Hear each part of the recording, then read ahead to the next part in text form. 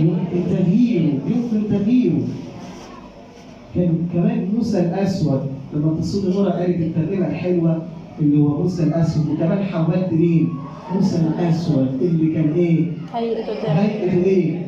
ترعب. كان طبعه عنيف جدا، وكان بيقتل الناس.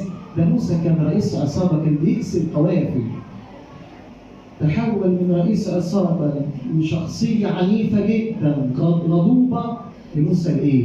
لموسى الوديع. لما الناس الحرامية جات له كده في الجلاية بتاعته عشان تسرق الإيه؟